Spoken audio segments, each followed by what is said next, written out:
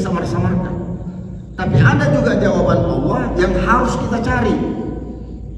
Contoh, apa yang kita kan itu ada masa baca sumpah Allah, menyembah Allah. Sembah itu asal katanya menyembah, memberikan. Apa yang kita sudah berikan sama Allah itu dijawab oleh Allah dalam Quran surah apa itu Pak Muhammad? Al-Arab.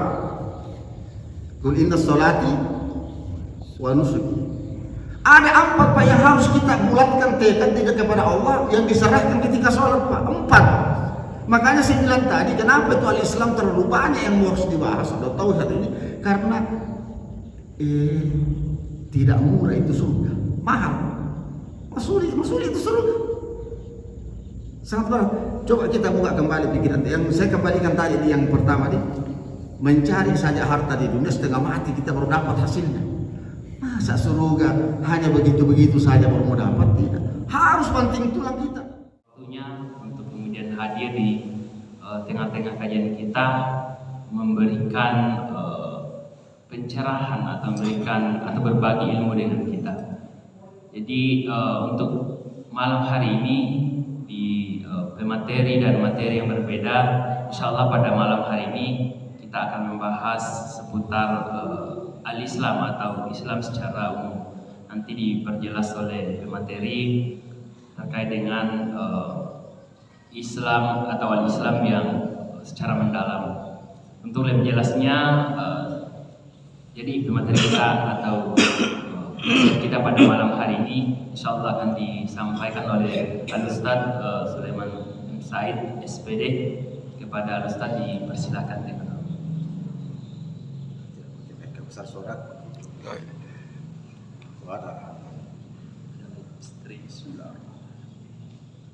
Assalamualaikum warahmatullahi wabarakatuh. Alhamdulillahirabbil alamin. Tabarakalladzi nazzala al-furqana 'ala 'abdihi liyakuna lil 'alamin nadhira. Asyhadu an la ilaha illallah wahdahu la syarika lah wa asyhadu anna Muhammadan 'abduhu wa rasuluhu la nabiyya ba'dahu. Allahumma shalli 'ala Muhammadin wa 'ala alihi wa ashabihi ajma'in.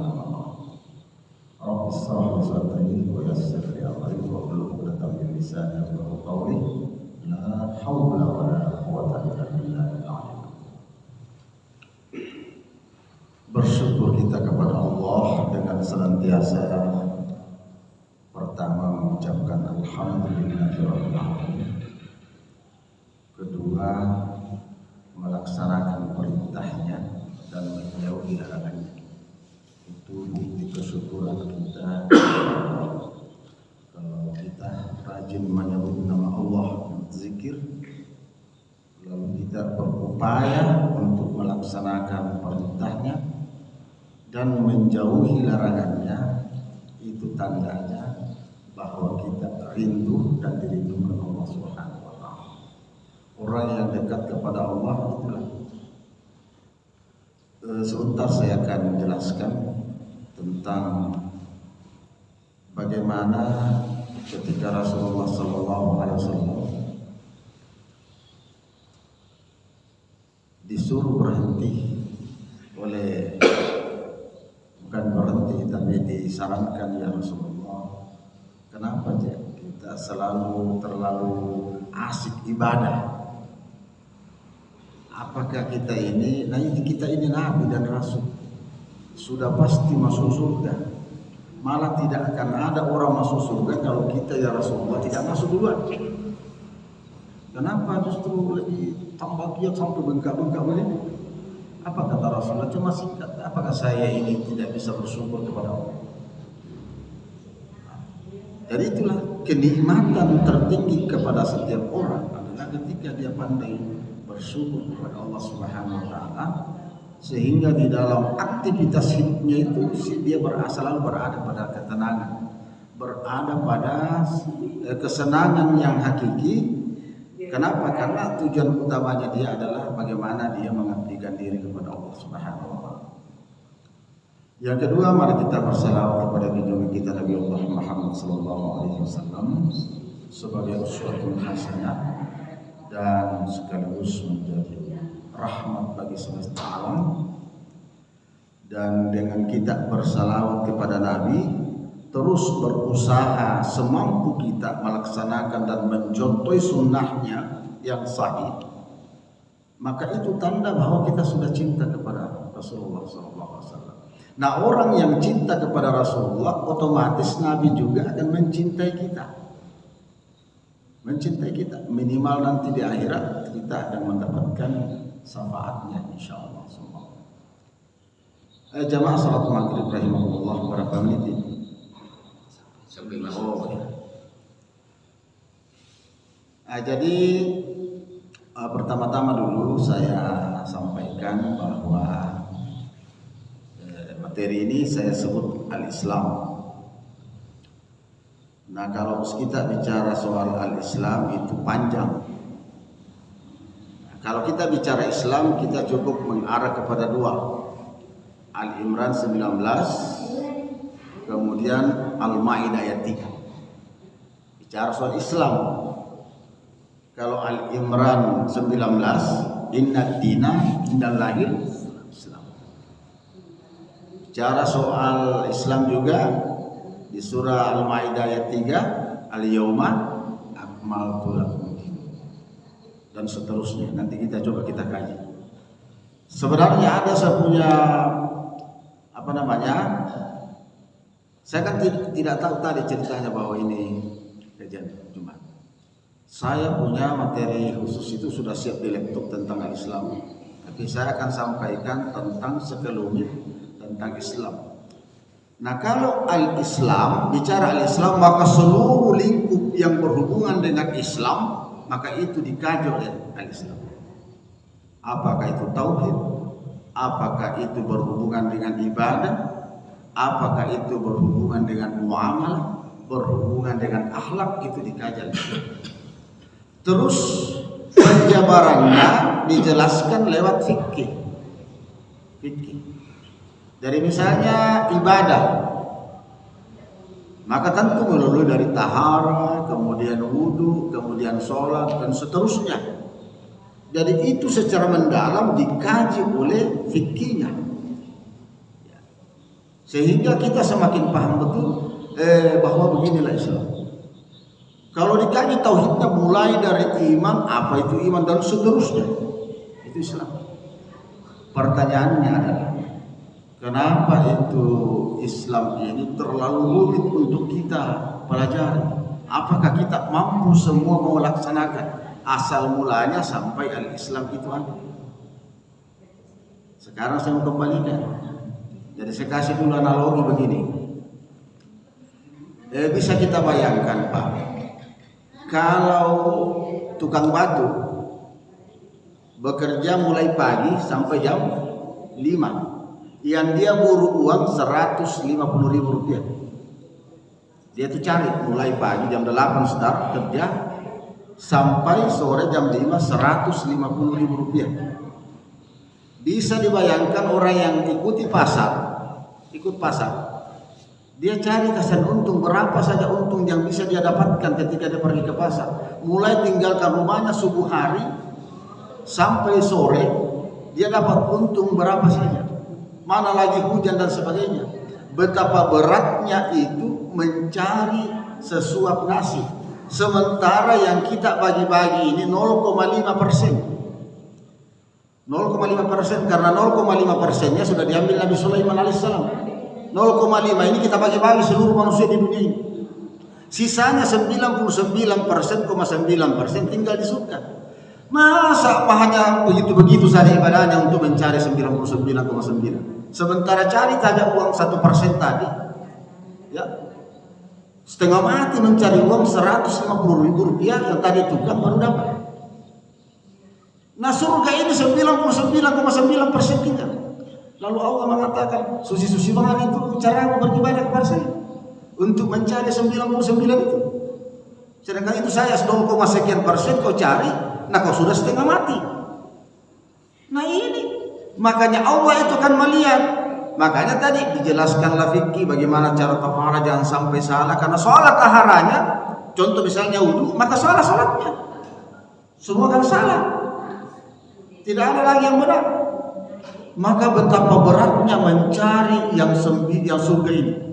Jangan seperti yang kita pikirkan membolak telapak tangan kita. Bahwa yang penting saya sholat ya. Biasa pas campur-campur. Karena kalau saya di Pinrang kaji dengan orang Duri, kalau orang Duri, ya biasa saya berbicara Duri. Jadi sudah terbiasa saya pakai bahasa daerah karena di sana saya pakai bahasa Duri di Kampung Duri. Jadi ada satu kampung di Pinrang namanya Kampung Duri. Nah itu biasa kita lebih suka bahasa daerah ibu daripada bahasa Indonesia. Jadi sudah terbiasa.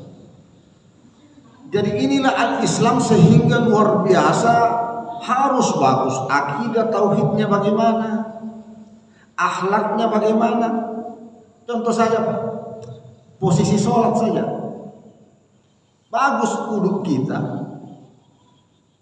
bagus barangkali niat kita, tetapi pakaian dalam kita mungkin sudah 1 minggu tidak dicuci, apa diterima salat kita?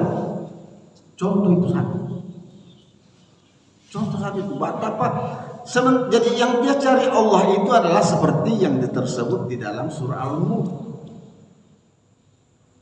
Tabarakalladzi biyadihil mulku wa huwa 'ala kulli syai'in qadir, alladzi khalaqal mauta wal hayata liyabluwakum ayyukum ahsanu amala. Siapa yang paling bagus amalnya? Siapa di antara kita yang paling bagus amalannya? Seperti yang saya sampaikan tadi. Saya kasih contoh lagi. Saya begitu saja membuka-buka saja dulu karena ini belum material Islam. Baru kulit-kulitnya supaya wah, ini nama memang tuh balik salat. Memang berat bagi orang yang tidak beriman. Tapi bagi orang yang beriman luar biasa dengannya itu ibadah itu. Contoh saja. Karena saya akan bahas ke depan itu adalah hakikatnya al-Islam itu bukan praktiknya. Kalau praktiknya nanti Pak Mabit yang bahas. Pengamalan-pengamalannya, praktiknya bagaimana tata rukunnya wudhu, rukunnya sholat, saya tidak bahas ke sana. Saya hanya ke hakikatnya saja. Menuju jadi saya pakai ilmunya Kiai Haji Fakhruddin dalam membahas Islam. Saya kasih contoh. Kalau kita ada pertanyaan saya keluarkan begini. Sekiranya Allah tidak menjanjikan surga. Sekiranya Allah tidak menjanjikan surga, tanah janji di Allah Ta'ala surga. Tidak ada amal yang kita akan peroleh. Apakah kira-kira kita masih mau sholat atau tidak? Tentu kita akan jawab, wah, ada 2 kemungkinan. Ada mengatakan, wah, nah apa gunanya kita ibadah kalau tidak ada balasannya? Terus yang satu, tidak, tetap kita beribadah karena memang kita diciptakan untuk beribadah kepada Allah. Nah, itu 2 kali menjawab. Atau ada lagi yang lain menjawab. Tetapi karena Allah ini sudah tahu isi hati kita, Allah itu kita mau dikasih hadiah atau tidak dikasih ganjaran, pasti tetap kita beribadah. Tetapi Allah karena Ar-Rahmanir Rahimnya Allah, Maha Pengasih dan Penyayangnya Allah, lalu setiap ada sesuatu yang disuruhkan Allah, pasti ada kebaikan di belakangnya. Contoh, ketika panggilan sholat, hayya 'alas sholat, semua segera. Karena ada kata 'alas sholat, berarti kita tidak boleh, tidak harus sholat. Ayo kita pergi semua sholat. Terus di belakangnya itu apa kata Allah? Di belakangnya kan ada kata hayya 'alal falah. Di balik sholat yang kamu mau lakukan ada keuntungan. Anda bertanya, apa sorotan? Apa untung tak di dalam menjalankan tadi? Kan hayya 'alas shalah, lalu di belakangnya hayya 'alal falah, berarti di balik sholat itu ada keuntungan. Kan al-falah, keuntungan. Belum kita bahas tentang sholatnya. Lalu kita menggunakan surah apa itu? Kadaflahal mu'minun. Kadaflahal mu'minun alladzina fi sholatihim khasyu'un. Kalau kita masuk lagi di situ, beruntunglah orang-orang yang khusyuk di dalam sholat. Pertanyaannya khusyuk. Makanya sering saya ditanya, khusyuk itu adalah memandang ke bawah. Saya bilang bukan, itu tumaknina. Nanti dijelaskan oleh Pak Mabit sebagai fikih. Itu tumakninah bukan khusyuk. Itu salah satu bagian daripada salat. Tapi kalau ditanya apakah itu khusyuk? Nah sekarang nanti kita cek di mana khusyuknya. Ini saya kaji secara umum dulu sebelum masuk pada materi al-Islam. Insyaallah nanti kita akan kaji secara mendalam. Berarti di balik sholat ini ada keuntungan. Siapa yang untung di sini orang?